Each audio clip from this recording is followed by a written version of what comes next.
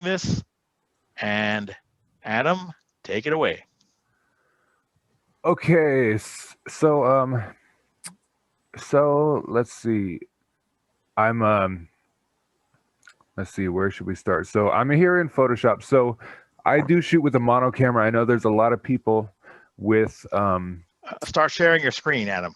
oh, sorry. That's what I'm doing. Let's see. Where do we go? You start the recording? Do I go Yes, to I did. view? Oh, here it is.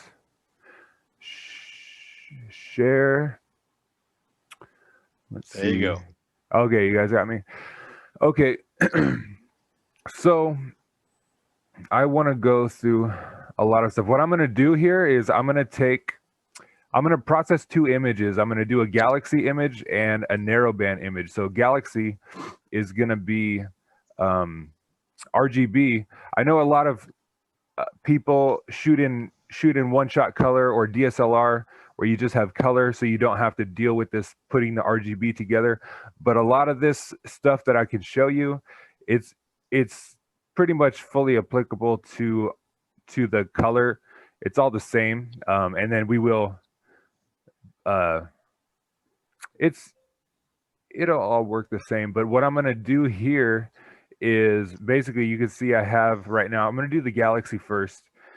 This is a red. This is my stack of greens. This is my stack of blues, and this is my luminance, which is the nicest, the cleanest. You get all your detail from luminance. So they look like nothing, but yeah, if you've done this before, you've probably stacked your pictures in Deep Sky Stacker, and then you get an image that might look something like this.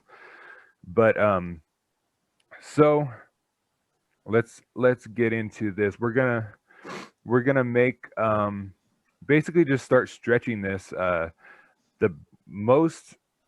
tool that probably most people do in Photoshop is curves. Oh, what I have to do is turn these from grayscale to RGB, because for some reason the when they're in grayscale, the curve is like upside down. It's kind of weird. Up is up, or up is down, and down is up. Adam, if I may, I might suggest maximizing your window so we don't see your desktop background. Okay, yeah. If that's okay with you. Yeah, that's fine. A little clearer. Yeah. Yeah, that's actually better. I'm used to. I always have it like that. Let's see. So these, I change them for that because now, so to go into curves, it's already there. It's image adjustments, and then you've got curves, but the shortcut is Control M. Control M just brings it right up. And so basically, you start stretching this like crazy. You don't want to go really crazy, because you can see you don't want that. So you kind of have to do it a little bit slowly, and I bring it down like this. What I can explain, so you do this over and over, just a few times till you finally start to get to see stuff. How this curves thing works, I've learned. Let's see, do this a couple times. How this is these are your darks, and this side is your whites. So you got your darks and your whites. So you raise this up, your darks get lighter, and if you turn this down, your lights get less bright. So right now we're trying to bring up all these darks, and you're going to start to see some detail come out. And I bring this down a little bit just to try to not blow out these bright spots. Right now, I'm going to do this one more time. And get a little something. So, I want to go farther, but I want to. So this is a trick. I bought a image processing lesson from this guy Tony Hallis. He's a pretty famous imager, and one of the things I learned from him, that this is a magic wand tool right here. This is good, but you can also just select things. But this is a way to select things like based on like basically this tolerance up here. You up this to like 30, or if you put it down to like 5, that's like the surrounding pixels. The higher number you go, the more you're gonna select. Basically what I want to do right now, this is kind of bright. I want to make it a little bit more even. So I'm going to select this. I'm selecting just in there, but to add, this is a trick, to add to the selection. If you hold shift, you see a little plus sign, you add more things to it. If you push alt, that's a minus, and you can subtract that, but we're going to add some more. Hold shift and just keep clicking until we get out to our bright spot right here. And this is the really useful part. Feathering, there's a shortcut is shift F6, but if you feather, how do you even do it up here? I always use shift F6. Modify and then feather. And then this is a number you kind of get used to. This is how many pixels you want to feather. I have tiny pixels on this thing, so I'm actually going to feather it like, I don't know, like 13.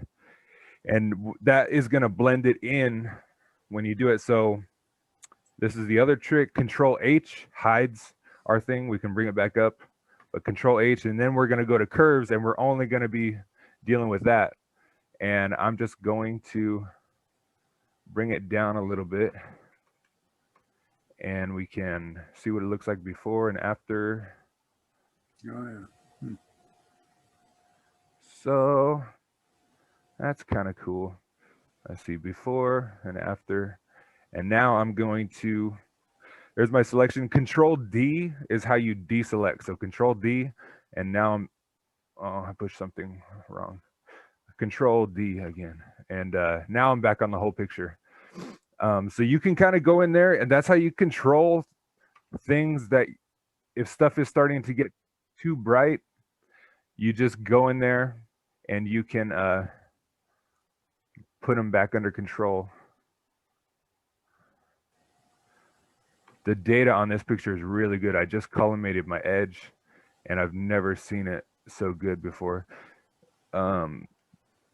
Okay, right now, so in curves, you do this a lot and you get really good at it. Like, say your background. So down here, these are your blacks. So this makes it darker. This makes it lighter. But say if you want to keep the background where it's at, and then, well, that's gonna make the core more brighter. We'll probably get more into this in later stages where we do it and use it in different, cooler ways. Let's just try to bring out a bunch of this detail. What galaxy is this, by the way? This is M63, the Sunflower Galaxy. And this is a previously unreleased. I've been working on this thing for a long time, and it's coming along really good. But I'll be, I don't know, posting it to Facebook or whatever soon. And here I'm gonna try to go through it quick. I'm not gonna spend hours on it to perfect everything. But let's see. I'll show you what you can kind of do. So like M63 has a ton of a lot of this stuff, and like takes a lot of time to get a whole bunch of stuff out. But here's the thing. So let's bring a whole bunch of stuff out, and then you can go into curves. And so now you can kind of, oh, you know what? Let me try this. Let's go back. Let's show up before and after. Duplicate layer, and let's do that same thing. Something like that. Maybe a little more. And now we'll go in. Let's try to tame the background a little bit, but you can, so you bring that down to bring the background better. Then you can kind of keep the middle, maybe not down so much. And So now you can see I'm bringing more of this stuff out around the edges. Let's see. Let me just try to do something. I want to try to bring,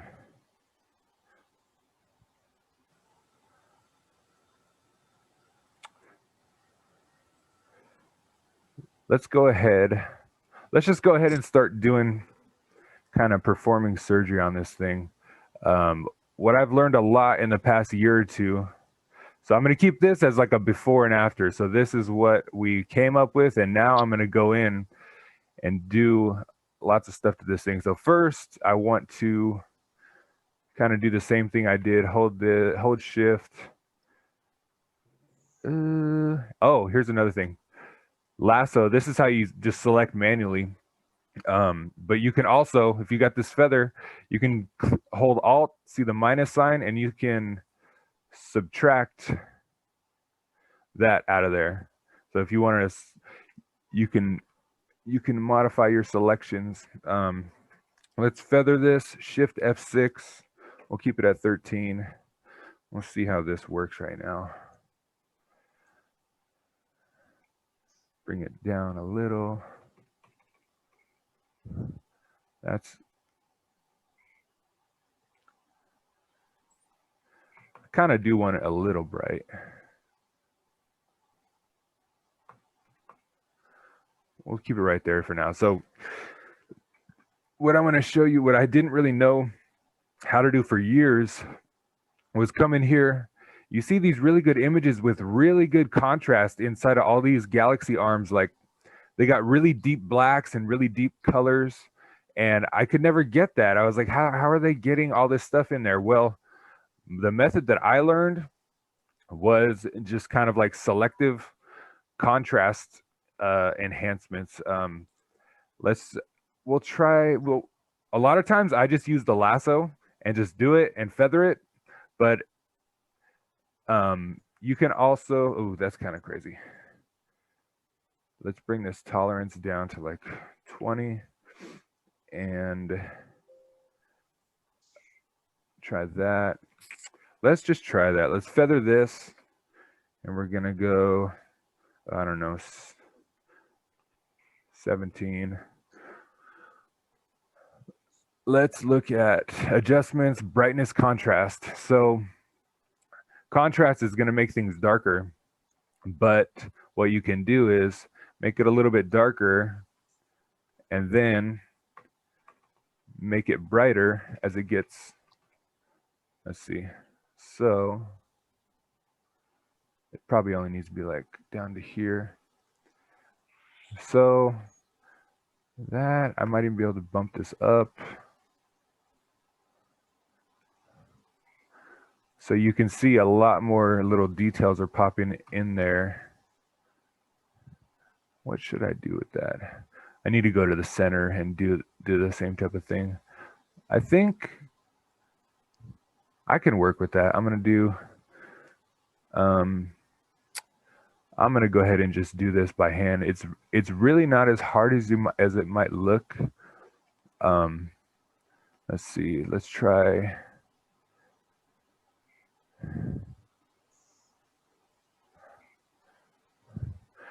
One, you know what I'm going to do? I'm going to subtract the really bright part, because bright spots in brightness and contrast are tough because you up the contrast and they just get super bright and they act a little bit different. So right now I subtracted that out of there. I have this selected. I'm going to feather this to like 13. Control H, hide the ants, and then we're going to go to brightness and contrast. And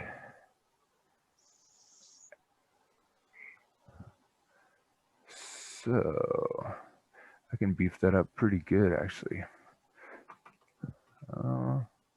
Before and after. Okay. Yeah. Well, I can't make everything perfect. That's pretty good, though. Let's go ahead and do it now in the core. Control D, deselect that.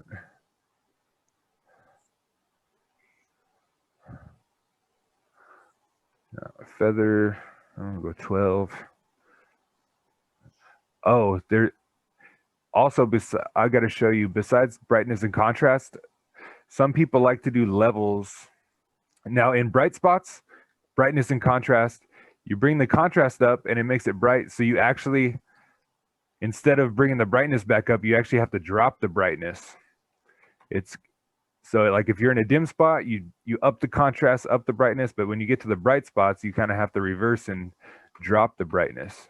So before, after, it's getting, that's looking pretty good. Let's keep it there. I do want to, okay, I should show you, let me just show you. So I do like the brightness and contrast,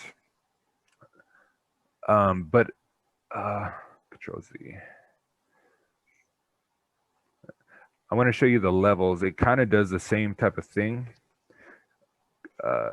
Control H. The levels adjustment is right here in adjustments. You got levels here, but a shortcut is Control L. L for levels. And if you just up the black point on the levels, it does the same type of things. It see right here, if we wanted to do it, it kind of gives you that same effect. It's just a different way. Sometimes you try both. Sometimes I'll do brightness contrast, and then I'll hit it with a little bit of levels. This, I'm kind of scared I'll go too far. I'll just hit it with a little bit.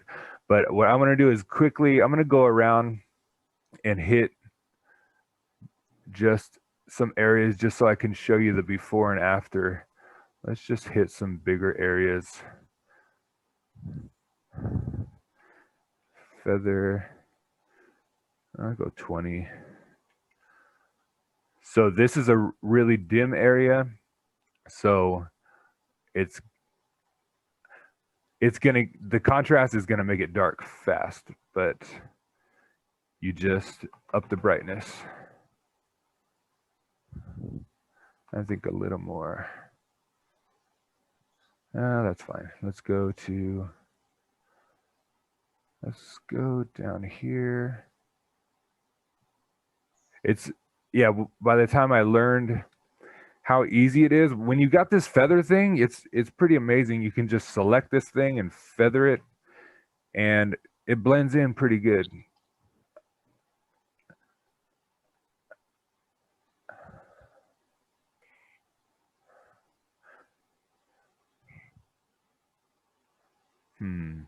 Yeah, the darker they get, it gets tricky to make it work, especially when you do that, they just cancel each other out. Almost not really doing anything right there. But I do want to hit this side.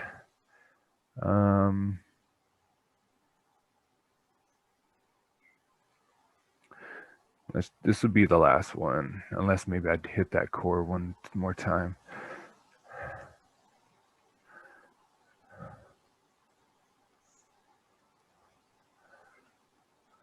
Let's see what this is going to look like. This, maybe.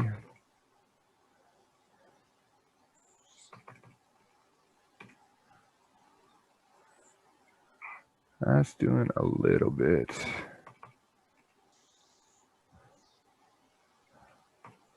Let's just call that good. Now, I do kind of want to hit this core one last time. And then we're going to look at our before and after. 13. Oh, should I try? Let's see what levels does here. I'm on the core. I beefed up the levels a lot.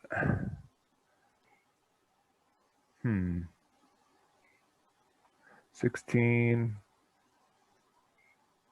Let's just see. Let's look at, so now we just performed surgery all over this thing, and this is what it looked like before, and this is what it looks like now.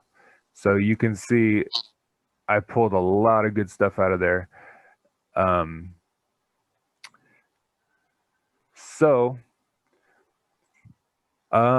want to do one. Here's another tool in Photoshop. I did make a little list of things that I want to go over.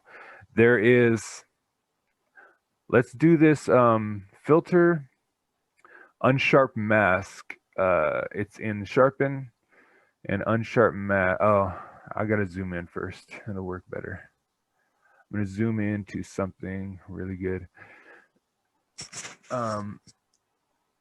This is something you don't want to go crazy. Hang on one second. I gotta duplicate this one more time. Because we're gonna do, this is the Unsharp Mask, but also I'm gonna show you a layer mask, which is something that you really need to know in Photoshop. It's really cool. So that's before and after, but we can go, that's not even doing that much. Let's see. That's the big one. Let's go up. Oh, you know what? I'm selected on the core. I got to deselect, and now I'm on everything. So Unsharp Mask. Okay, so it's kind of sharpening things up, making things more contrasty. You know, this doesn't look too. Oh yeah, that is. I was messing with it with these levels. I'll beef it up just so we can see a bigger difference. That's quite a big difference, actually. So let's look at this now. You actually won't see too much when you're zoomed out, but you will see little fuzzy, little bit nicer and clearer. One thing, when you do some of these Unsharp masks, some of these sharpening things, they will kind of blow out your stars. Especially, there is a tool. There's some filters that I bought that are, oh, you need to select this Viveza thing that it's not bad. It's like $150 if you want to buy it, but this is better for galaxies. I mean, it's better for nebula, not galaxies. What is going on? I shouldn't even go in here. But the one tool that I use in this filter is this structure thing. And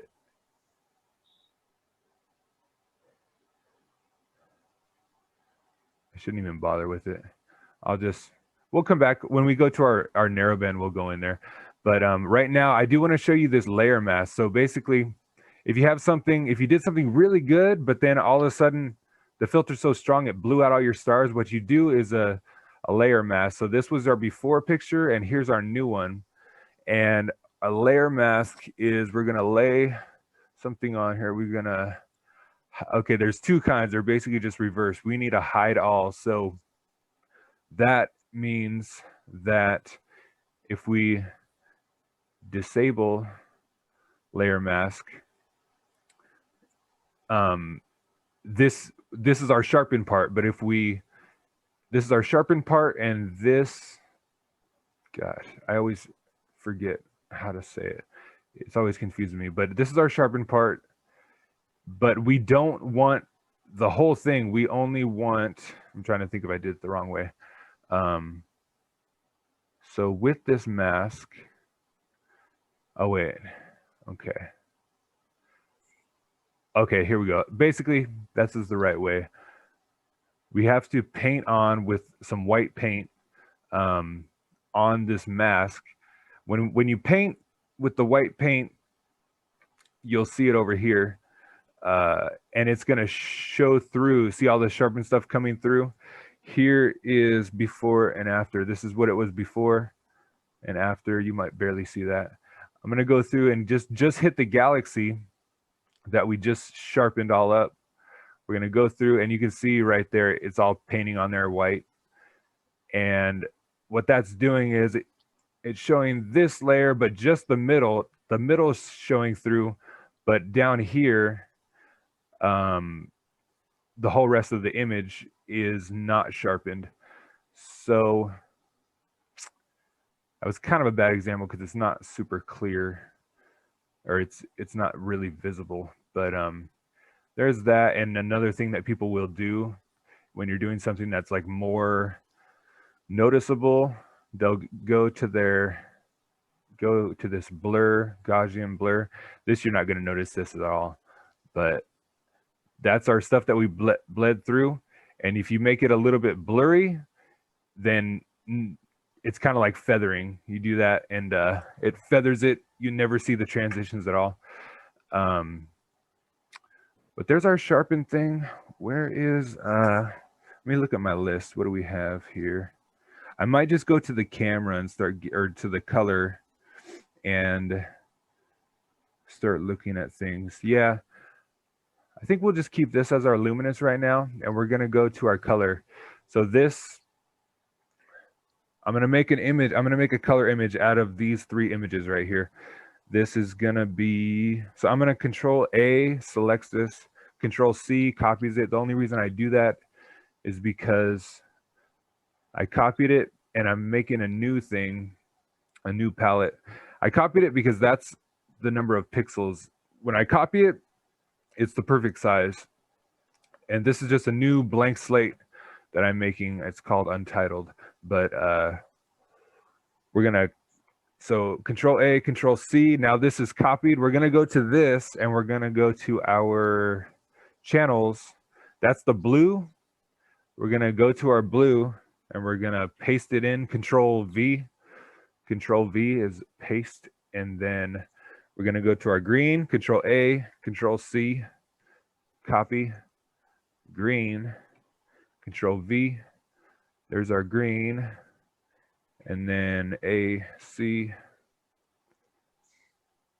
red, there's our red, and now we have an RGB image. Now we have a color image. And now, well, what did I do? So this is basically gonna be the same process. We need to at least see what we're working with here. Oh, it's on the red right now. I need to click RGB. Now it's on everything. Now we can do lots of cool things with color in here. But the first thing, we need to be able to see our galaxy. So we're gonna do our little stretches.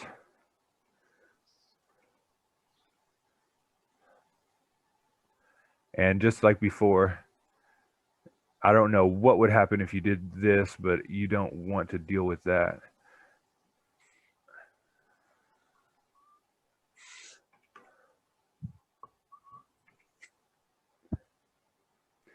How are we? Are we on time here? Oh, it's 8:30 already. Okay.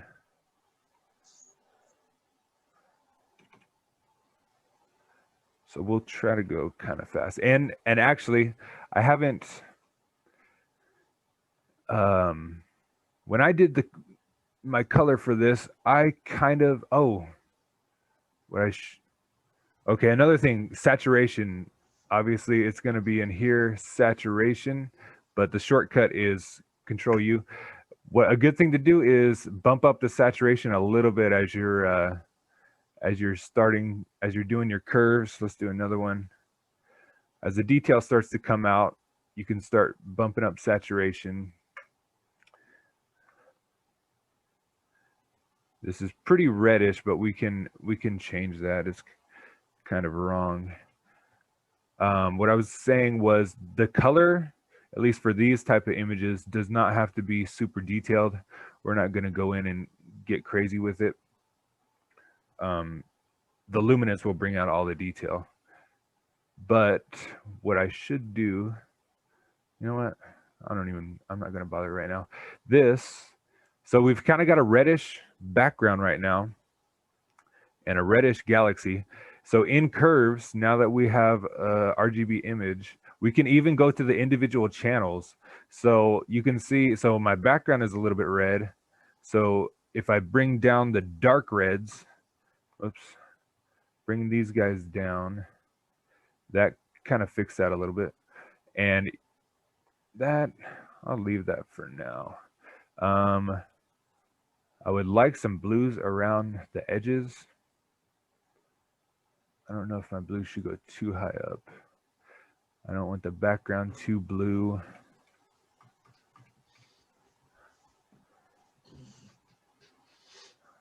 So here's a before and after background. I'm gonna drop it a little bit more. Let's get some more detail.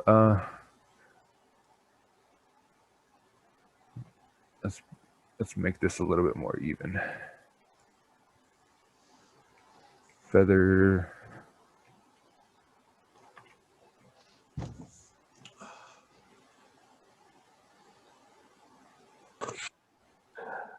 Now I learned, even on this image, Control D, I learned some really interesting color manipulation tools.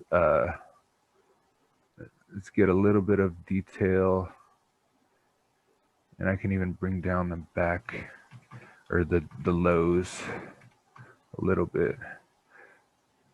Okay, let's actually go right into it, because this color is, so these reds, I want to make this core like yellow, and I learned something really interesting. Blue, if you drop your blues out of your magentas that you had, they kind of get more yellowish. And then in the core, I remember you going like this. So that is going to make it more red. You don't want to get too crazy with that. Let's do that, and we'll start a different one.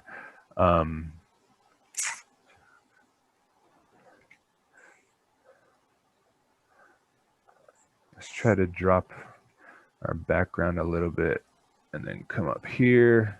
And then you have your highs up here. Drop that a little. Now let's go into this color some more. Red. Red is okay. I kind of want to show you some of this color theory stuff that Tony Howe had on his thing.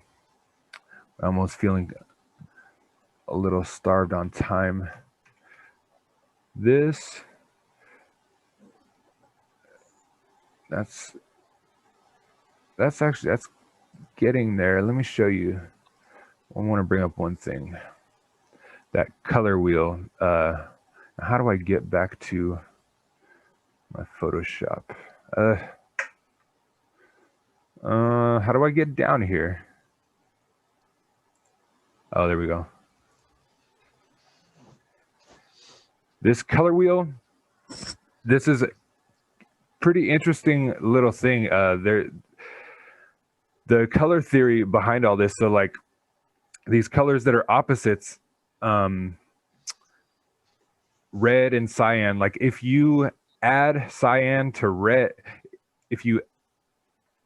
they're kind of additive and subtractive.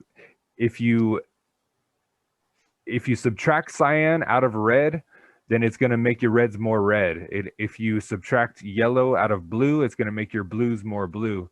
That's probably why with your magentas, we turned them more orange by pulling the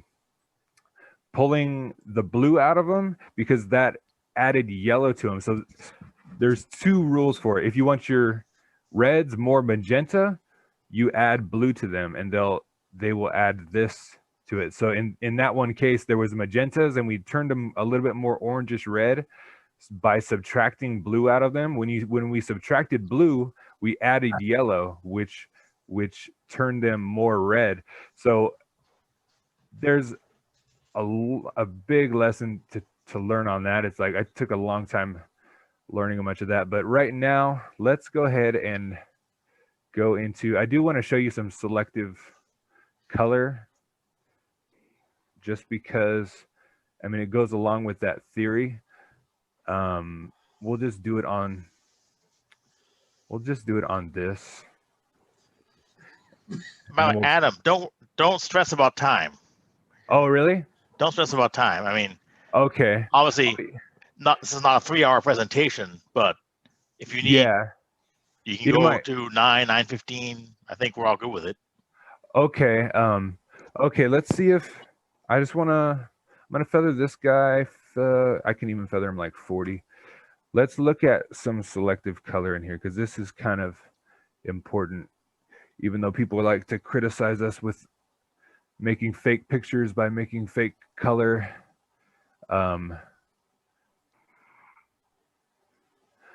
Selective color is a pretty cool tool. Let's bring up that color wheel again. So, okay, remember these magentas. I'll just show you that it's true.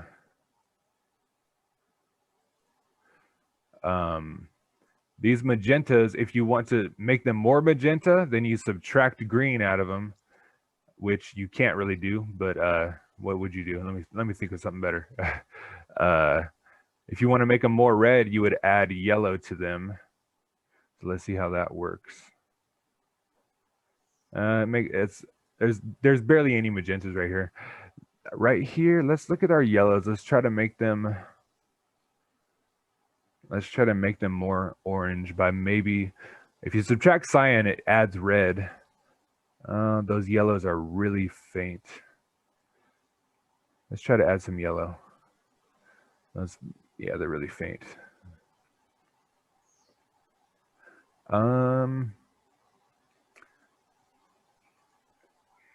Cyan, that's a little nicer right there. The colors are so faint, it's not doing a whole lot, but I guess. And actually, those are almost more neutrals. The funny thing is when you go to neutrals, they almost take everything over. That's when you can come in here and select different parts, and you can like perform surgery on your colors like I did last time on the luminance. For example, let's just go with that. What was that before and after? I brought out the blues at least a little bit. Let's look at these. Let's feather this part. And this is kind of an easier method than selective color, but it doesn't always work. This color balance thing is kind of interesting. If I want to, okay, I want this to look more yellow, I can make it look super yellow real quick, but you can, this is an interesting thing. You can make basically that whole thing, you can make it look more red. Go back to 0. Let's just make it, whoops. Let's make it a little more yellow just because I don't really like that magenta stuff. Okay. And then we'll Control D. Let's go to the core and see. Let's just do that color balance and make it a little bit more yellow.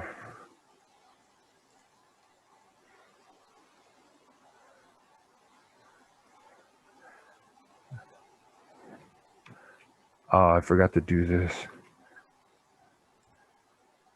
Color balance. Okay.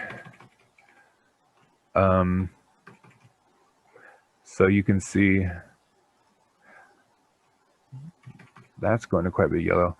So in normal instances, I would tweak on this a whole lot. But let's see. Okay, I definitely want to, I'm still on the center. I definitely need to fix this background. For one, I can make it darker, but you can see that, oh, let's take that out. You can see that it's a little bit bluish. Let's bring the blue down a little, and then we will, and it's getting a little bit green. This is my kind of method to fix the backgrounds. Getting a little bit green. pull the green down. Now it's a little bit more black, and I can even make it maybe a little bit darker. Bring up the galaxy a little. Let's just see what happens right here. I'm gonna go ahead and, because I do want to go over a narrowband image too. Let's go back to our luminance. I'm gonna merge this down. Merge down, now we're back to here. And before I do this, I do want to fix that background. It's kind of really, really light.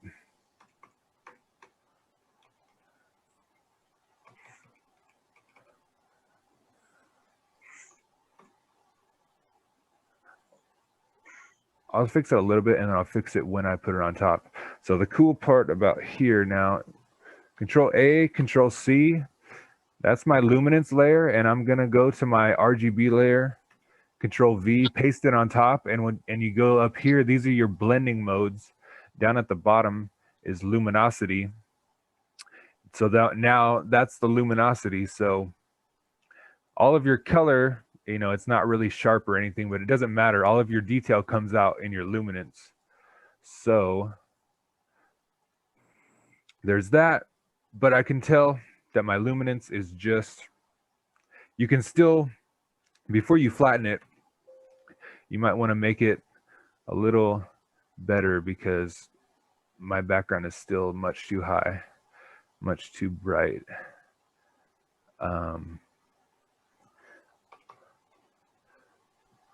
Anyways, so let's see. How about, we're going to keep this. I want to move on to the narrowband, and maybe we can come back. I can actually just delete all of these guys, and I'm going to keep this one up just because I can. And we can come back maybe if we feel like it. So I'm going to open all of these guys, the HA, the O3, and the S2 of the California Nebula. That was my award-winning picture. I want a few little things with this. These guys I've pre-stretched. The O3 is your blue, the S2, the HA, I can definitely make it better. I kind of want to make it a little bit better before I combine this. Is this upside down again? I need to make these RGB. Okay. Let's go ahead and just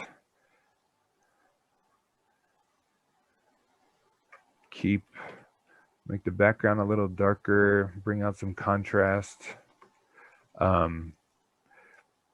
Something I really should show you, something that is really good in Photoshop is Camera Raw filter. Let's show you some things. In nebulas, I think it's clarity that I like more. This clarity works wonders on the nebulas. It'll bring out all kinds of stuff. The texture works a little bit better on galaxies, but you can see how much, oh gosh, I need to make that smaller.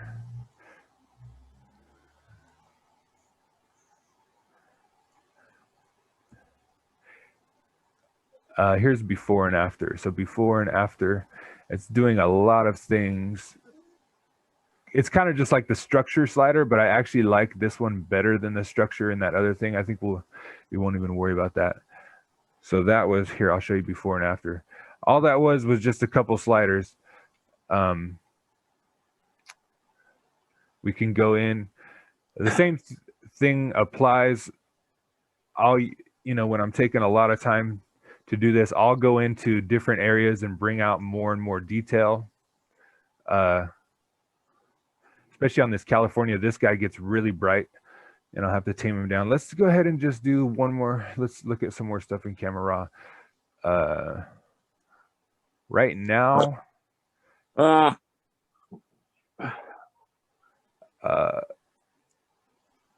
there's really no need to do this now. This is a really good noise reduction tool.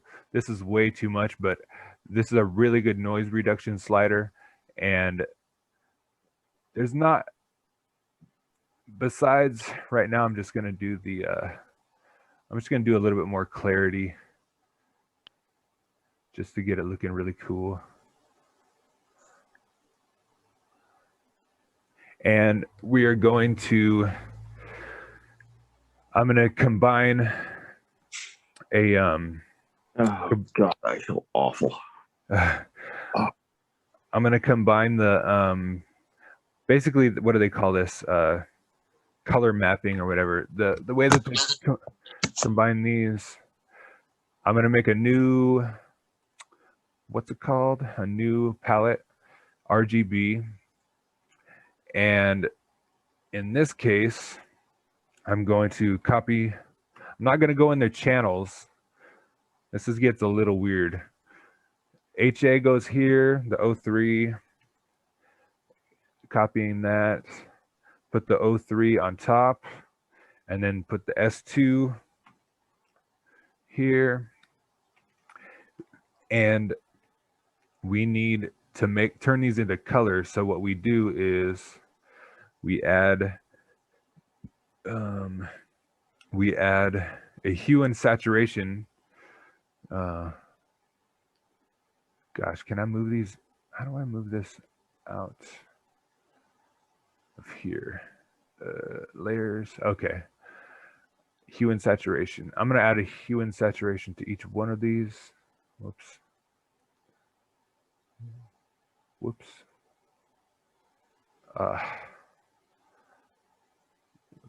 Did I add a layer mask? How do I delete that thing?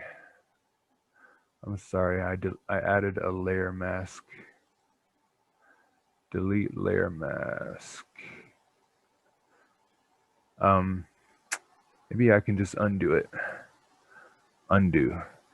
I need to add a hue and saturation mask to each one of these. To this guy down here, this is my HA. So what we do, our S2 is in the Hubble. It's actually been a long time since I've done the Hubble images, but our S2, we're going to colorize the layer. S2 in the Hubble palette.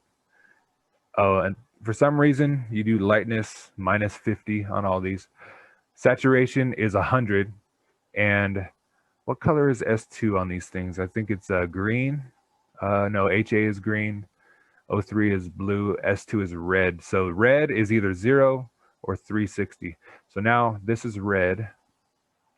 And then we have to add a clipping mask. Where the heck is that? Really?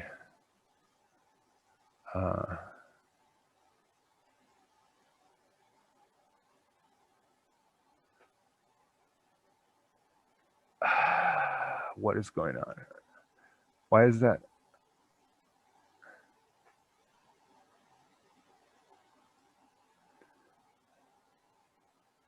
Give me 1 second.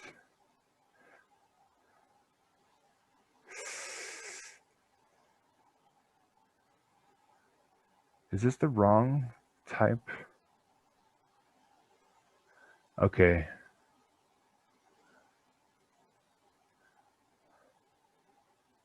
This is not supposed to be a layer mask. Maybe I added the wrong thing. Added some kind of... Okay.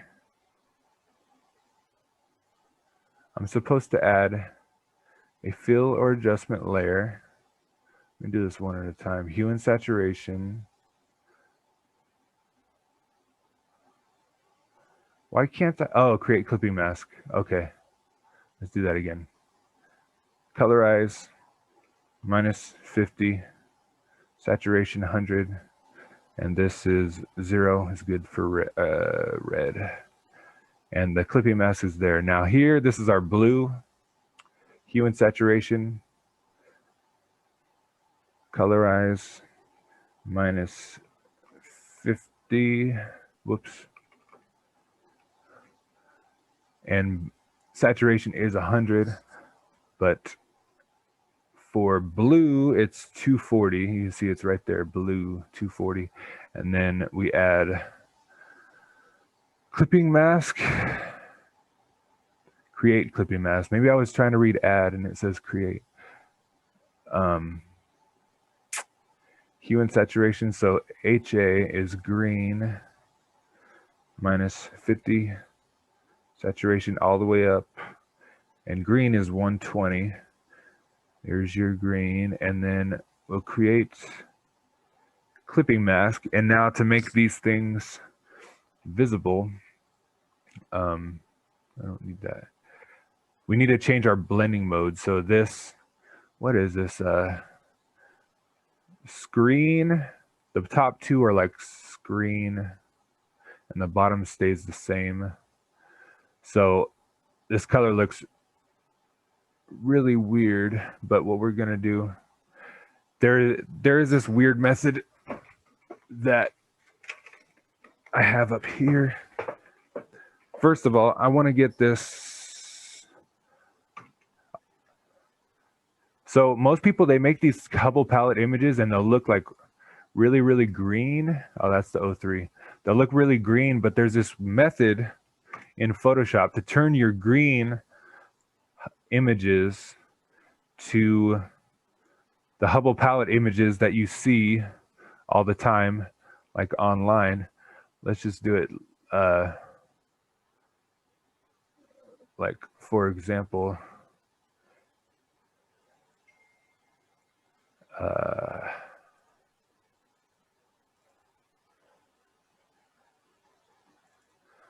like this is my old, so this is like the typical Hubble palette that you're used to seeing. I think this needs to be a little bit more green though, but otherwise might not.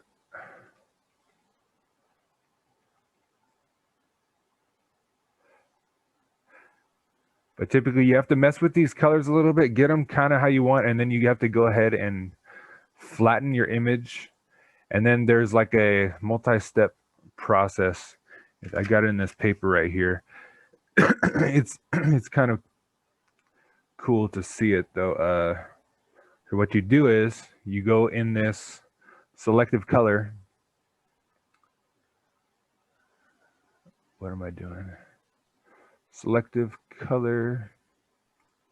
And your first step is your greens. You'd pull all the cyan out of them, and then it says take a little bit of, it says minus 25 on the magenta. So you kind of turning your greens yellow. There's your before and after. And then next step, you go to selective color and you take your yellows and you pull all of the cyan out of there. And then you're supposed to add 25 of this, and that kind of gives you that amber color. There's your amber color, and then your next step, it kind of works on your blues.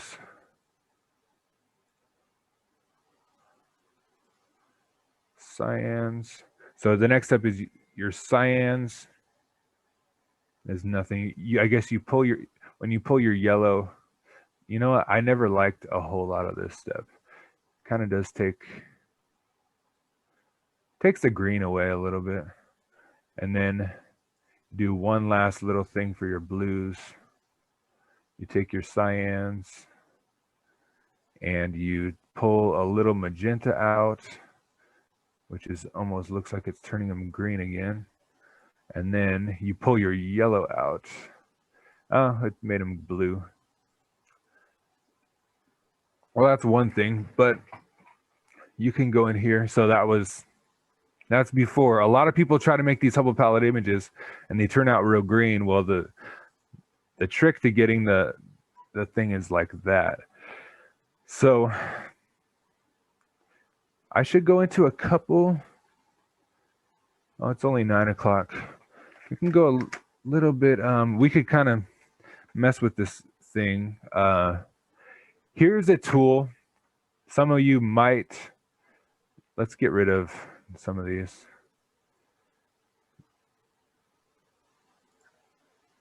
This is a interesting tool. I can use it right here. I'm gonna do, this is called the pinch tool. In my tutorials, they call it the pucker tool. I guess they changed the name.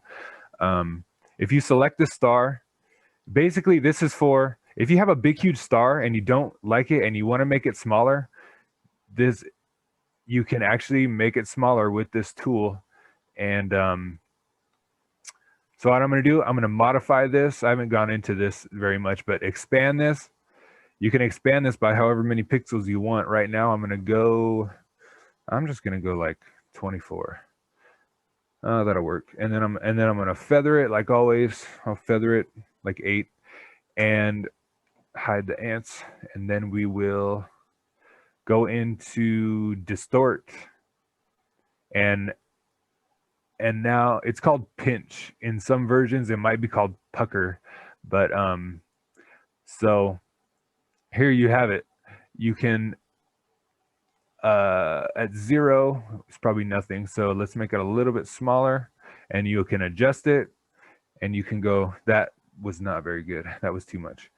Or I should have selected more of the star, but back and forth. If I had selected more out here, it would, like, watch, I'll expand this. I'll expand this more by another, I'm gonna go by 30 this time. And I'm gonna do the same thing. It should already be feathered. No, I'm gonna feather it just in case. Feather it by some. Let's do it one more time just to see if I'm right. Distort, pinch. That probably was quite a bit. Let's do it. That red, you'd have to deal with that. You have to mess with that red.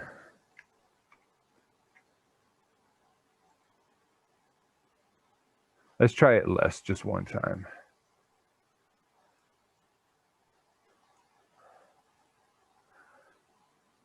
Well, the red won't always be there. So there is that tool. Let's see.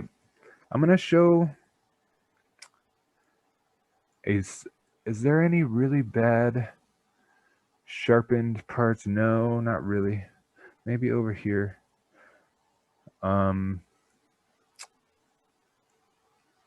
Anything over here? Oh, that's my picture. Now that this image is flattened, you would do, I mean, you can still do a lot of pulling out more details. Let's see. I don't really like this because I sped through it so much, but bring down the background. Actually, that makes that color look a lot better.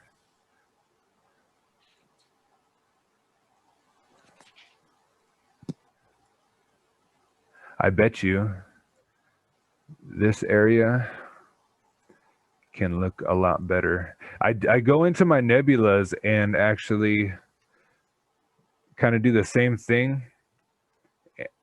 And even if you don't do the brightness contrast, sometimes you can even just do a selective like curves. And let's see what happens here.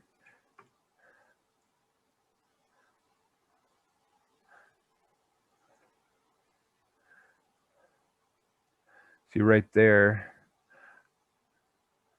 definitely pulled out a lot of detail just by changing things up a little bit. It's not quite perfect, but this is probably a little bit noisy. Some things, I'm trying to find a little bit of a noisy area. Oh, you know what? Let's go into that. Let's see what the clarity. Oh, I'm still selected on that thing. I have to Control D. Let's do a clarity.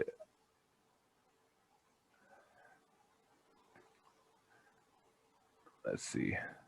This clarity slider is really good on nebulas.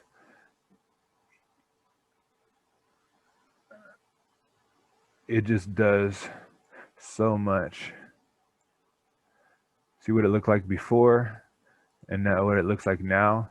It's pretty good. This Camera Raw is a really good tool. The texture, you can overdo it a lot. Let's put that back to 0. I really like the clarity on the nebulas. There's that. I'll show you, now I can show you the noise reduction. So if you get, I used to way overdo my noise reduction by just going crazy on it, but if you bump this luminance up just a little bit, you probably can't even see the difference right there, but that will allow you to get to this color. And so if you end up with, you can see all these little blue pixels, those are really noisy, but this color noise reduction fixes it a lot. It almost looks like it's going to take all your color out, but there's with it beefed all the way up. And here's what it is before, and here's after. It really cleans up your image. You have to crank up the luminance just a little tiny bit, and then otherwise the color is grayed out. But I use that a lot to clean up the color when it gets too pixelated. So let's see what this looks like. So this was before, and that's after. So yeah, it's pretty amazing what just that clarity slider. I mean, this whole image is almost just from that clarity slider. So there is one, I know of one. Okay, here's a quick thing. The tools, astronomy tools that probably a lot of you guys know about, is $20 to buy these astronomy tools. They're like Noel Carboni's tools. There's only a couple that I really use, but I think it's really worth it. The one that's really cool is this deep space noise reduction. At the end of my pictures, I always go in and hit deep space noise reduction, and it just takes a couple seconds. It does a bunch of things, and then you can look at before and after. This is what it looked like before, and now after. Like you honestly probably can't see that if you're looking at it, but kind of dim stars. But that's a cool one. The other one I use, is Select Brighter Stars, and I kind of dim stars. I can do it right here. Let's select these stars. These stars are probably dim enough because it's narrowband image, but sometimes, so I have all these stars selected. I'm going to expand the selection just by like 1 pixel, and then I'm going to feather it by like 1 pixel, and then I'm going to hide, Control H, hide all those things. And this, people like small stars. If you want to make your stars a little bit smaller, you can take that and you can dim this will dim your stars. I'm just opened up curves and made them a little bit dimmer. Let's look at that. This image probably didn't really need it, but we have before and after. You can see like down here all over, that changed them a lot. Something I really do need to show you guys is select by color range. So what this can be, it can be helpful for a lot of things. You can select, it's kind of like this. Select, here's your color range, and you're gonna click on a sample color. Like let's try to select, I don't know, these blues. and then you add to your selection. You click this one and you add more, and now you can just go around and start clicking more and more of these. Try to get as many as you can. I don't know, even try one right there. And although this one's going to be weird, it's not really selecting around the galaxy, it's getting this glow around the galaxy. So I don't know what I'm going to use that for. Oh, what just happened? Did I push the wrong? Here's one thing I use that for is I don't have a lot of green in my background, but you might want to, another way to pull stuff out of your background is to select by color range. We'll go ahead and select this, and now we'll add to it, add to a bunch of things. You can add to the fuzziness. It's going to select more things. Go over here,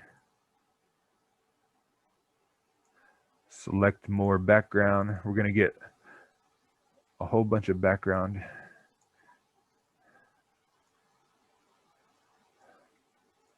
So I can see that my background is like a little bit blue. So now, okay, it didn't work because in that image, it didn't quite work. We can, let's try this. Let's look at all these greens that are not, I'm not really too fond of all these greens here. I'm going to find a whole bunch of these greens. And now, why did it's, hang on, Control H. Why is it doing, I'm going to figure out what's going on here. I'm going to try to flatten this. Why is this not working right? Color range. Okay, selection, image, localize.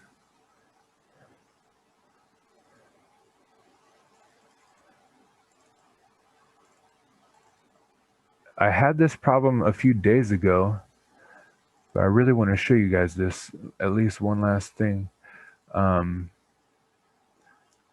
Let's just turn the fuzziness up. That might help it. You know, fuzziness controls the size of your selection. Man, this really should work. Okay, it didn't work.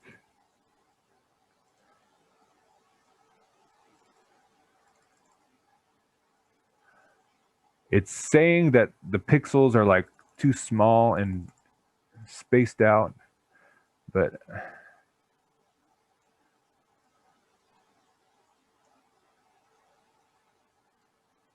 okay, it's not going to work for me.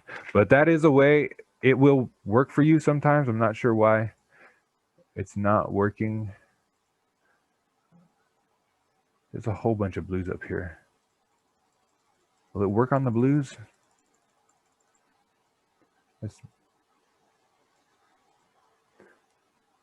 Well, I don't know why that happened. So that is another way to select things though. What do I have? Clarity, texture, select. That's most of my things. There's two more little tools. They are really simple little things, but one of them is an interesting sponge. So this will be maybe the last thing. This sponge tool, you can think of this as a selective saturation tool. You can either saturate or desaturate, go in reverse, but there's certain types of things like what might we want to saturate here. Maybe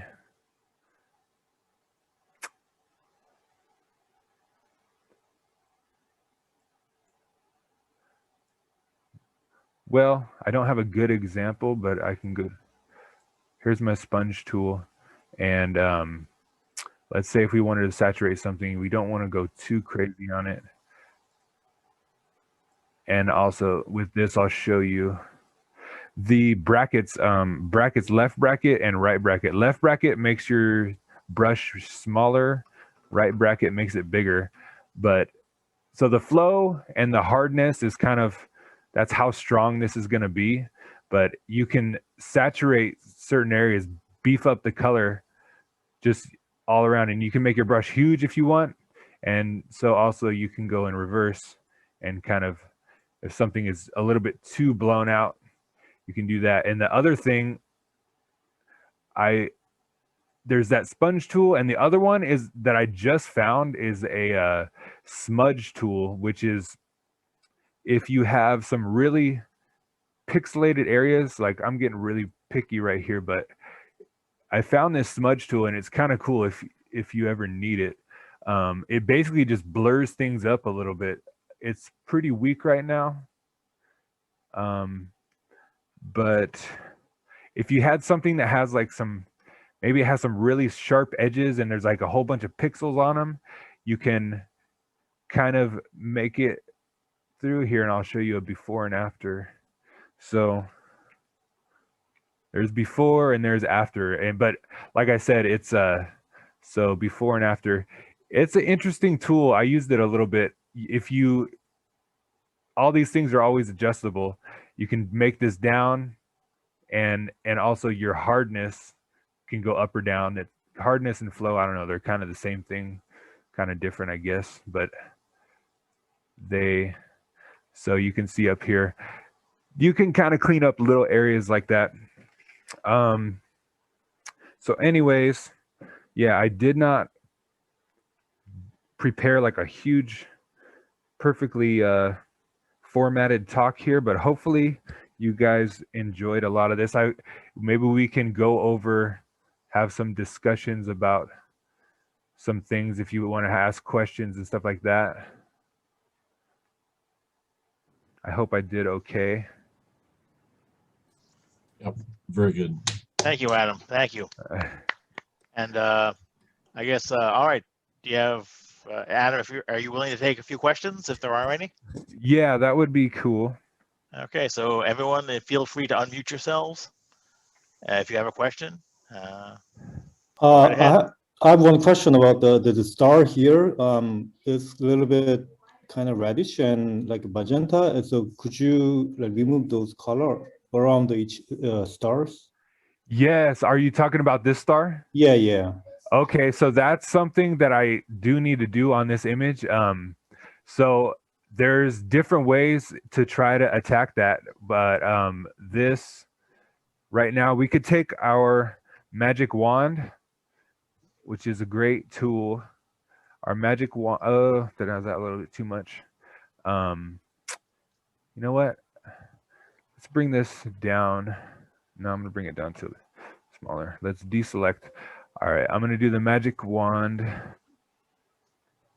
I'm trying to select just the reds, but I don't need to get that crazy. I'm gonna feather this. I'm going to feather it by like only like 4. And let's go. So this is kind of a, I have done this on this image already with the one that I'm working on, but it's kind of a, trying to think of the word, kind of like a hit or miss, trial and error thing. So your reds, if you add cyan to red, it does make them a little bit less red, but you can also, if you add black, it'll make them really dark. Am I on this thing? It's probably, they're not red enough to really show up as reds. That's what it is. It's kind of magenta, like you said. You can definitely, let's go back to reds. Put this back to 0. This back to 0. And let's see. You know what? I'm going to try curves first. Curves, there's all kinds of ways to attack the problem like this. Let's go to our reds. Only it's making it very dark. So, or actually I just had an idea. I can probably add blue to it and that would probably do a lot. If we add blue, oh, that kind of is neutralizing it almost. But it's, wow, that's crazy. Let's go to our,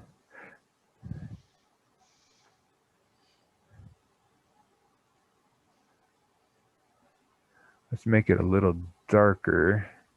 Gosh. Well, I'm making it darker. Let's go,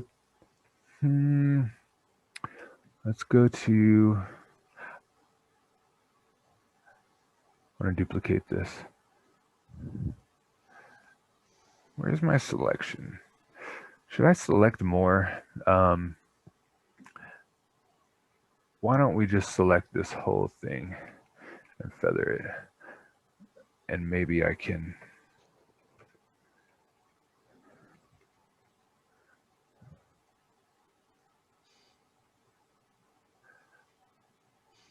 oh, I'm having all kinds of ideas here, but so the reds, they're not red enough to be reds. This, I almost want to go to color balance now. What would, it's kind of making me mad. Is there any yellows in here? Not really. Okay, back to Magic Wand. I want to go to color balance and pull the red out.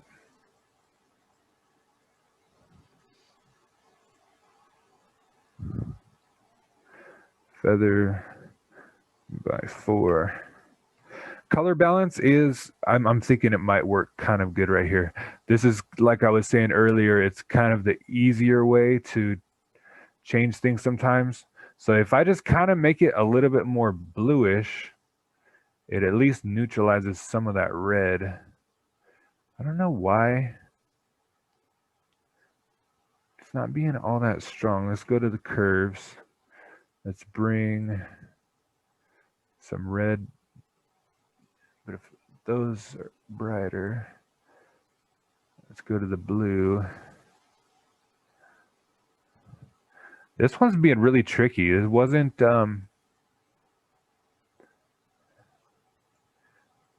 one thing, oops.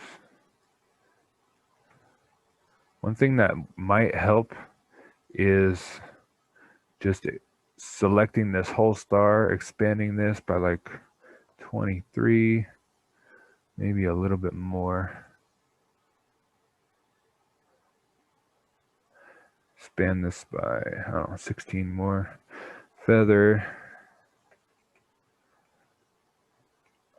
Maybe I can make the whole thing a little dimmer, but not too much the back. Bring the darks up.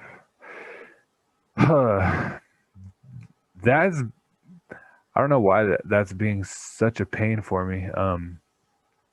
Because no matter what I do, it doesn't want to fix. This might turn it more orange.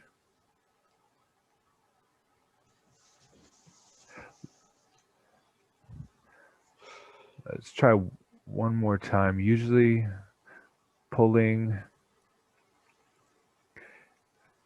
I mean, the magenta has turned a little bit more red. Usually you pull your magentas out and they're gone, but this selective color doesn't seem to want to do anything. I don't know.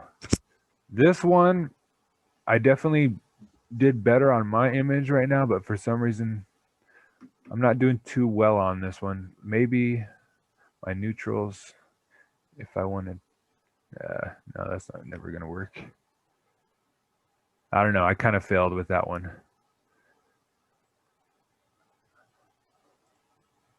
Okay, thank you. All right. Yep.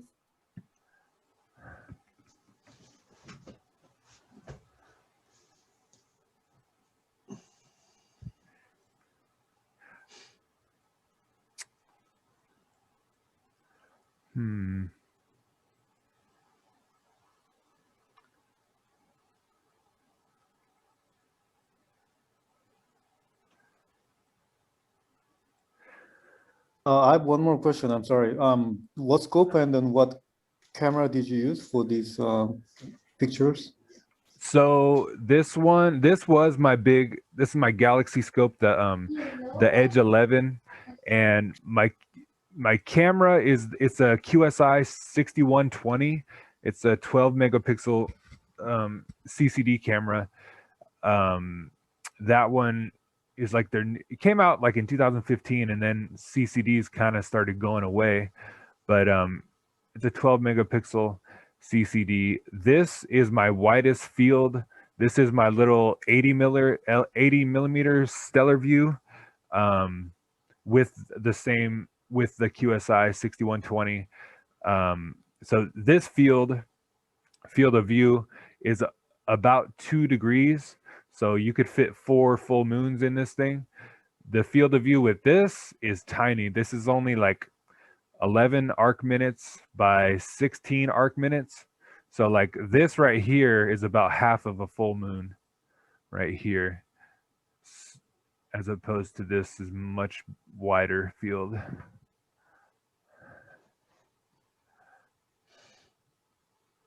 Thank you. All right.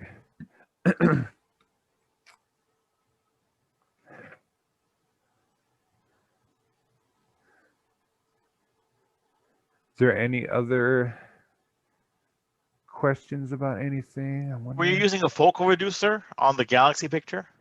This one doesn't have a focal reducer. So this was full, what is it, 2800 millimeter focal length? Yeah, f10, right? Yeah, f10. Okay. Yeah, you actually need the high mag for a small Galaxy. Yeah, this is really good for small galaxies. I'm kind of considering the focal reducer, the Celestron one. But I'm also considering getting a 12-inch f5 for like a big Newtonian to replace this thing as my Galaxy Hunter. But this, yeah, ever since I collimated the scope, that I've never seen it take pictures this good before. So I'm pretty excited about this one, even at f10. Yeah, a 12-inch f5 would be really hard to put on a tube. Put on a mount. I mean, you could do it, but it'd be hard. If I think it would, I think it's, I mean, it's, you know, it's going to be about 60 inches long, or probably a little bit longer. And I think, so the carbon fiber one is not all that expensive, but I think it's got to be at least 50 pounds maybe. And at least close to 50 pounds. And it does seem kind of crazy. You probably have to upgrade your mount. Oh, that mount! I have the MX Plus. Okay. It supposedly can handle 100 pounds of telescope. Oh, I thought it was a Mighty. Okay, never mind. Yeah. So if it's an MX Plus, you'll have no trouble. Yeah. A lot of the people have Mighties now.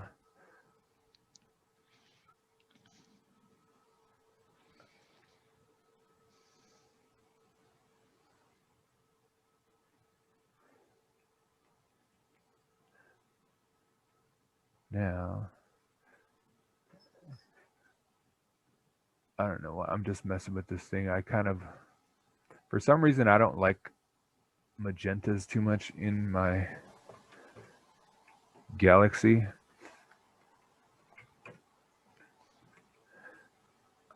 I can probably turn those more yellow. Or just add yellow to the reds, take magenta out.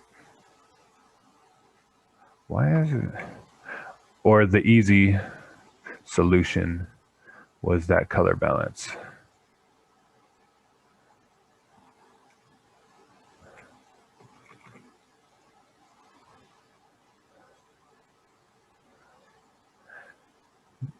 But what is going on? Actually, it looks better without it.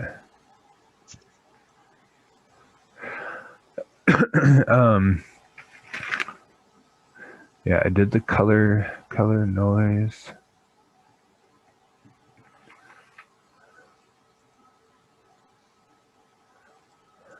Oop. You guys, I could give you guys a sneak preview to the that final M63. Oh, I should just open it in Photoshop. The one I've been working on, I do need to go around and fix all the some little problems around the stars. No, it's not this one. This is the one that I'm kind of final, that I like a lot. It's pretty cool. As you can see, there is a bit of a halo, but it's not as bad as that red turned out. I'm gonna fix that. I'm gonna maybe make these stars a little bit smaller. These rainbow artifacts are because when I did the color on this, it was actually unguided. I was switching over to my new laptop and I was having a bunch of problems. I couldn't get guiding to work, so my color was unguided. I was doing like 3.5 minute exposures, and basically like the blue filter kind of offset up to here, the red kind of down to here, and the green kind of over to here. So I get these weird rainbow things around my stars. Were you using the Sky X? Yes, I was using the SkyX controls. You have to use the SkyX on the Paramounts. There's like no choice, but I was using Maxim to I always use Maxim DL to image capture. But yeah, my first 2 nights out with my new laptop, I was having all kinds of problems. The SkyX there's a lot of bugs in the SkyX, all kinds of problems. They do good with you go on their forums and you ask them questions and they'll fix your problems, but it's a tough program to work with. But yeah, I like this image a lot.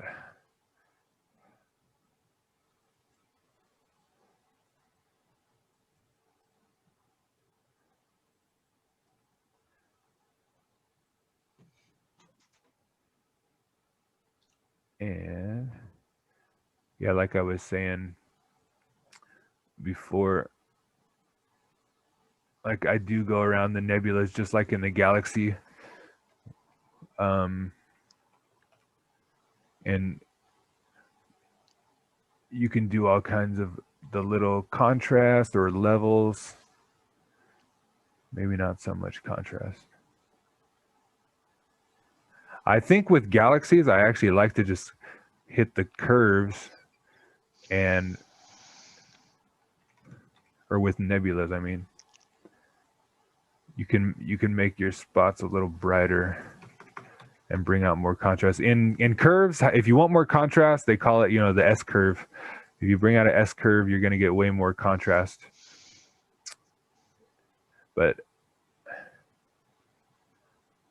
it's almost back to nebula season, so I should be shooting something. I'm thinking about shooting a dark nebula next, maybe if I can find one. I've never shot a dark nebula, so that'll actually be in RGB.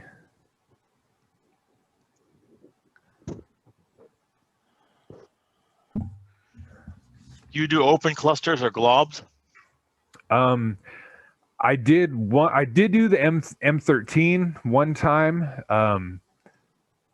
I haven't done, unless I'm sure there's open clusters that are associated with like nebulosity. Like I'm sure a lot of the nebulas, like the Wizard Nebula, has an open cluster. But the one I did M13, which you can do star clusters in like an hour or two. Where is? Do I have it in here? I wonder. I did M13 one time, and with that, you don't even actually need a luminance layer with this. You can just shoot your RGB and then just pull some color out of your stars, and you don't really need a luminance layer. This, now that I look at this, it doesn't look that great. I wasn't guiding very good, and I've learned a lot better processing since then. There's a few recent. This was on my refractor, my 130 Stellar View 130 millimeter when I first got that thing. You use Maxim DL for your control of your scope? I use it for image capture to control my camera and to guide my camera. But with the Paramounts, you have to have it hooked up to SkyX, and so I use SkyX for like aligning and the initial polar alignment and stuff, and then I pretty much go to Maxim DL to set up, get it guiding and set up my image capture with my camera. But SkyX is just kind of, at that point SkyX is just tracking. It's just running the mount, just tracking along, and Maxim is guiding the whole time. Could you use a PhD with that setup, or is that? I used to use when I started, I was using PhD, and one day, there is a certain way to set up PhD for the Paramounts, and they can work with it. Some people do, and I had it going, and one day, all of a sudden, it would not calibrate anymore. PhD, it would do one step, it would do a couple steps, and then it would like try to clear the backlash, and it would just clear the backlash like 20, 30, 40 times, and it would never work. I could never get it calibrated, and I tried a few different things, and finally I just gave up on it. And I did the SkyX guiding, which is called Direct Guide. That is really not a very good guiding program. Everyone online always complains about how it's not very good, and somebody told me, they suggested, because he saw me using Maxim, he's like, have you tried Maxim guiding? And so I tried it, and I've got the best results off of Maxim's guiding program. A lot of people probably don't use Maxim anymore. It's kind of an old school thing, but for me, it can guide really good. Go ahead. It sounds like some of the mounts are work better with different software, I guess. Yeah, and I would say PhD is probably good for a lot of mounts. A lot of people use it, and it can be done on Paramounts, but I guess I ended up, I don't need to bother with it anymore. For some reason, it went haywire on me. It was doing okay. But with Maxim, I've never seen, sometimes when I'm guiding on the edge, I've had guiding as good as like down to like 0.2 arc seconds is like my RMS error. It's not like that like the whole night, but I've guided really good with Maxim guiding. The guy suggested, he's like, have you tried Maxim? And I tried it, and it was pretty good.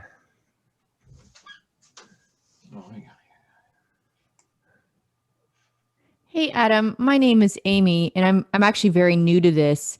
And I apologize, I joined late, so you may have answered this already, but where did you take these photographs? I know you're from Sacramento. Did you go up to Blue Canyon, or did you take them in the Sacramento area?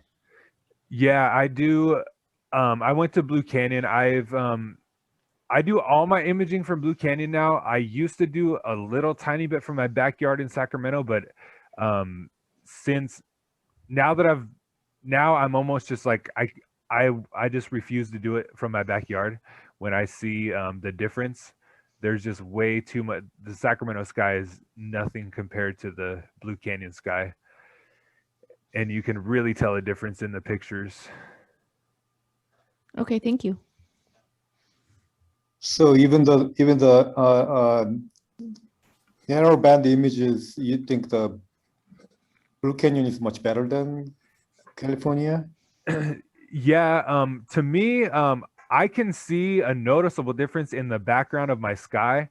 I've seen some people, I've seen some kind of more famous people online do like amazing images like this or better from city skies, and you can do narrowband from a sky and or from a city, but I can tell a difference, like a big difference, just in my raw photos if I'm in my backyard or if I'm up in Blue Canyon.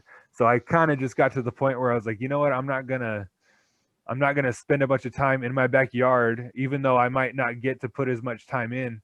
I'm just like, I'm gonna go to Blue Canyon. I don't want to put out an image that could be better. But you can do narrowband, and actually, if I remember right, I I don't know if Molly said her Cone Nebula was from her backyard. Like she does a little bit of narrowband from Berkeley, which is not a good sky, and some of them are pretty good. Narrowband can be done from a city, but I think it is better from a dark sky. And even Brian used to say the same thing. Brian, another member, he would do some narrowband from his backyard. He's like, I can tell the difference, but he's like, but it's okay. I'll do narrowband from my backyard, but I'd rather go up there.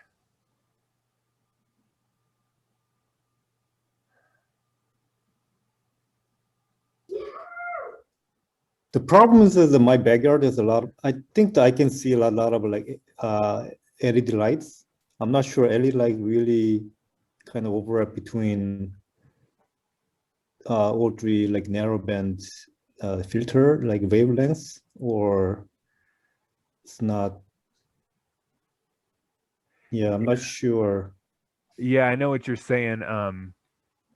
I know that Phil knows a little bit more than me. I think that Phil was saying that how so many people are turning to LED lights, and those, I think he was saying that it's sort of it is bad for us that they are interfering with our narrowband more than maybe the older ones were. I'm pretty sure they are.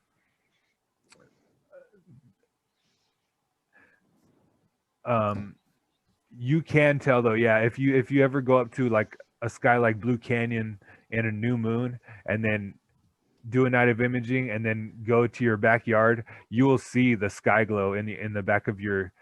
You will see a huge difference in the background sky. You'll see a difference in everything.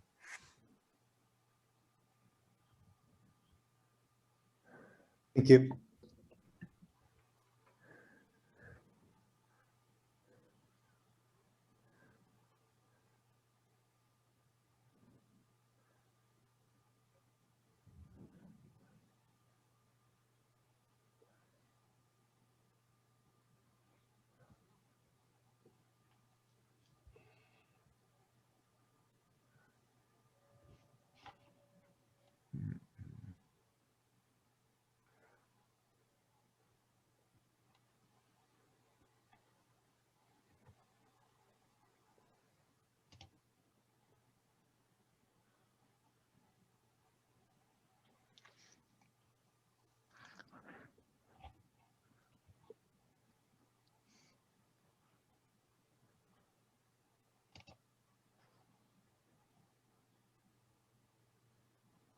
Oh, there's that.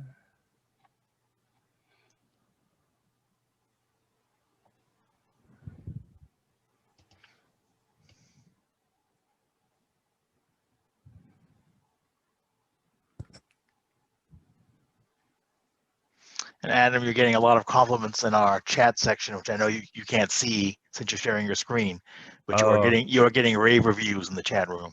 Oh, cool.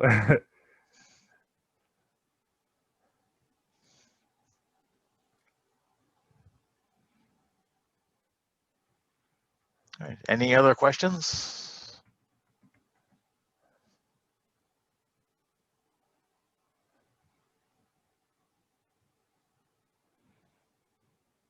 So how would your total exposure times, say for the sunflower M63? You did what, LRGB, right? So Yeah. what, an hour each, or? So for my color on this, I had to throw away a bunch of stuff, but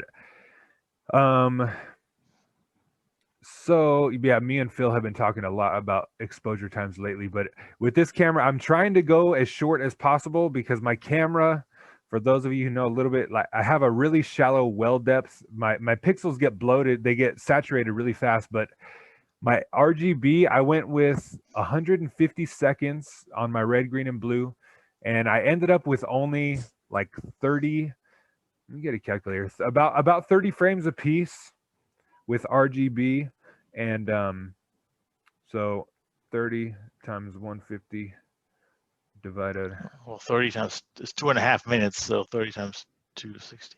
It's 75 minutes. 75 minutes, and that's for one filter, so times that by 3.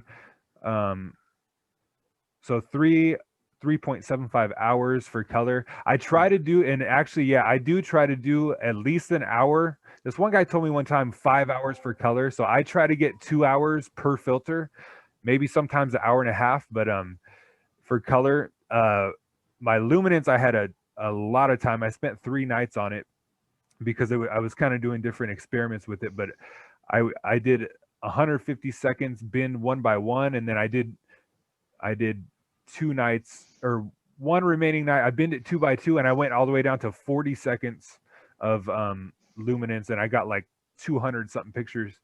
But so the luminance, there's probably, I want to say there is roughly at least 10 hours on the luminance frame, on the luminance thing. But yeah, so this one probably somewhere around 13, 14 hours. Then how much time in post and processing? So this one in particular, I was kind of running, where am I? I was kind of running a bunch of different experiments. So I just want to show you, here's my hard drive. I was running a whole bunch of experiments. I got the first night I had 6.5 hours or 2.7 hours, and then I added up to 6.5, and then I added another 4 hours. And I did a whole bunch of stuff with this. So I've been messing with the picture for a lot of hours and doing different stages of it, because I'm also dabbling into PixInsight, but I have a lot more to learn in there. But I typically I don't know. I probably spend a good amount of time, 8 hours, maybe more, just when it comes to finalizing everything and cleaning everything up. I used to throw pictures together. You can throw them together in a few hours, 3 to 4 hours, but I hated when I release a picture and then I go back and mess with it, and I go back and mess with it again, and I'm like, well, man, I want to release it again, even though most people won't even tell the difference. But I think we, as imagers, I think that we're like our own biggest critics. I'm like, oh, this looks like crap, but everybody else like that's amazing. Are your sessions pretty automated, or do you have to stay on top of the monitor the whole time, or? It's pretty automated, but I do have to. So once I get to the point where I set it up to let it go by itself, it takes maybe an hour to get to that point, and then but I'm not as automated as other people. A lot of people, with Sequence Generator Pro, they can set it to do they can do their greens, their reds, their blues. They can do it all automated. But if I'm doing RGB, I will shoot all my reds, and then I'll come and I'll change the filters, I'll refocus, and then I'll shoot my greens, and then I'll refocus, and then I'll come and shoot my blues later and refocus. So those nights are more work. But if I'm doing just luminance, or if I'm doing narrowband, I'll do all HA. I'll do one whole night of HA, so I just have one filter. So I might want to refocus a couple times, but I'll just pretty much just set it up and let it go. And I will, but I also do have to do meridian flips. I don't do the meridian flips by themselves. I kind of do them manually. So sometimes I'll have to wake up at like 1 o'clock in the morning or 2 o'clock and do a meridian flip and set up a new sequence. What do you use is you're focusing on a motor or manual? I do have a motorized focuser now. I have a Moonlight. I have them for a couple different scopes, and yeah, that was a huge difference. In the edge, it's a little weird. There's actually, when you're at f10, I noticed the higher f ratio you go, you have a little bit more margin for error. But on my refractor, it will get you down. I mean, that Moonlight, each step is like 2 microns or whatever, and you can tell like one step is, say, 300 steps. I don't know. Basically, there's no way to focus that by hand. Like, you're talking about like a tiny fraction of an inch that it's moving, and you can actually see it on the screen. It builds a little V curve for you. And I definitely suggest motorized focusers for people. It took me a long time to finally get one, but it makes a big difference. That's what I was going to do. I was going to see if Which one did you say you're using? So I have a Moonlight. I have a Nightcrawler. That's the really expensive one. It's it has a rotator and a focuser, so you can rotate your image to get your framing right, and it will do a focus. It will focus for you.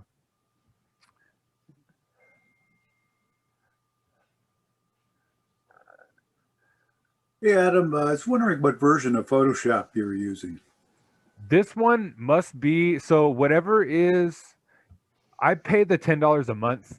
And I don't even know if it's like CS6 anymore, or, you know, it's like the Adobe Creative Cloud. You can go there and just pay $10 a month, and you download the app off of their website, and then you get this here, and I'm sure you get updates whenever they come out with them. Uh-huh. That's not too bad. Yeah.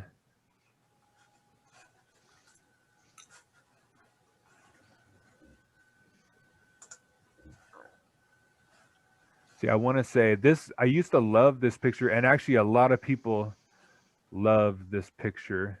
Can I throw it in here? Oh, well, that doesn't matter.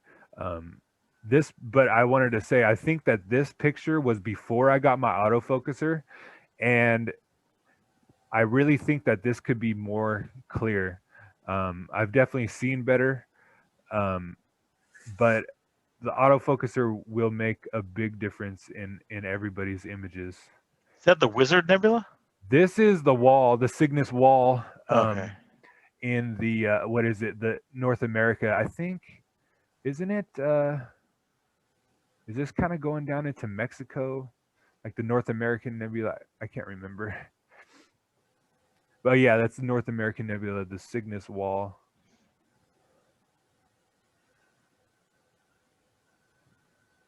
Let's see. Let's look at some other pictures. And just one last question. If you just stay again, what was the model of camera? QSI? Yeah, it's a QSI.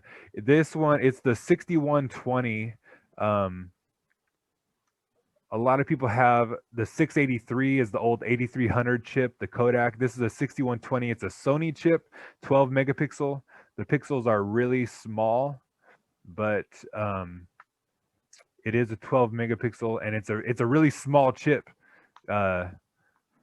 compared to a lot of people. So mono, right? Mono camera. Yeah, this one's mono, and I'm not even sure if there's a color version, but I'm not even sure if they sell it anymore because the CCD cameras kind of went away. They're not doing so much. Check, here's something I did one time. I put these Fibonacci spirals on here. I should have just opened it up. If you guys know about the Fibonacci spirals. They I want to do it on more let's just open these pictures.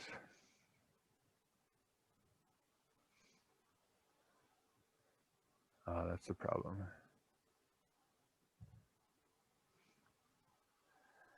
Yeah, those are the Fibonacci spirals, the golden ratio spirals. They always say, I wanted to see if it does. They say that galaxies work with it. This one is pretty cool.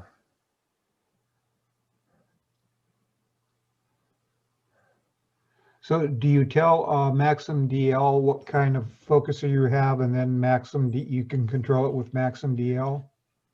Yes, I control mine with Maxim DL. So SkyX also has a focusing program, and yeah, you basically you get a focuser. You have to download the drivers for your focuser, and that's one interesting part about the focusers that I just thought about is it's your focuser does matter, but it's actually the software that maybe matters. The software is actually doing the work. Your focuser is just moving it in increments, like certain increments, and the software is the thing that's actually measuring, say, the size of the stars and creating the V curve to do it. But yeah, I use Maxim because it does create a really nice V curve. And yeah, it's just in the observatory control. And What about the Celestron focus motor? Would that work? Get some good pictures with that, or what do you think? So are you asking about, is there a specific Celestron focuser? Celestron makes a motorized focuser. I think it'll fit all the SCTs. Okay. So I would think, yeah, I know. So I see what you're saying.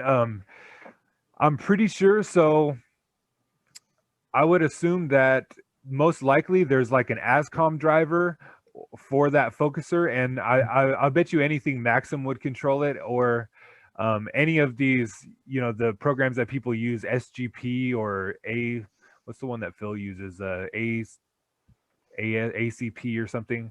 They probably all have focuser controls, and they'll be in your image capture things, and you just have to make sure that they're compatible, that you have the right drivers for both of them, and then they will Okay. probably work. All right, thank you.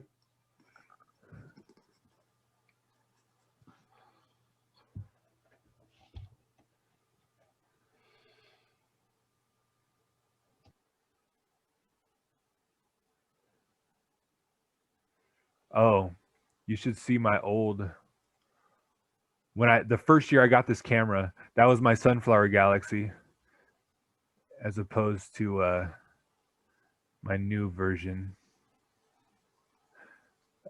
There's a lot.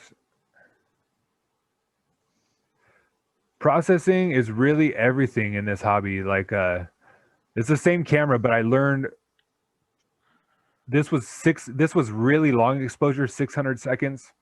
And I learned with this camera, it's better to use shorter exposures. But anyways, as you can see, my new version, as opposed to 5 years ago, is way better.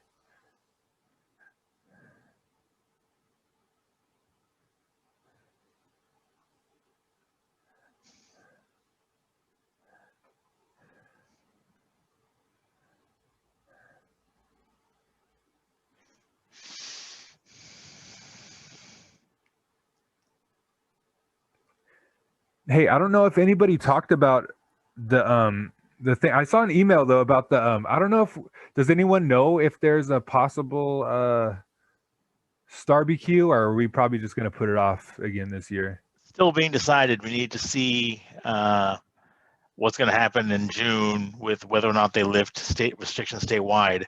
So we're hopeful, but there's no final decision yet. It is still not determined. It's to be determined. Okay. I was wondering because it probably takes a little bit of time to plan that thing too.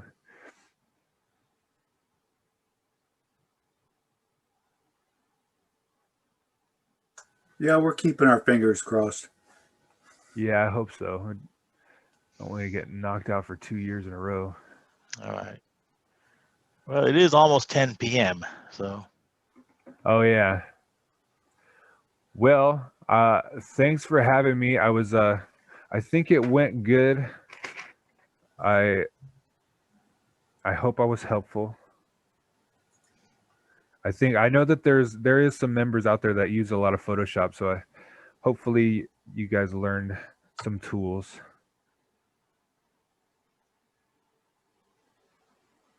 And once again, I know you can't see it, Adam, because you're sharing your screen, but you're getting a standing ovation in the chat room. Oh, you know what? Where was that? I saw a chat. I don't know if I can see it. Oh yeah, here they are. I can see this chat.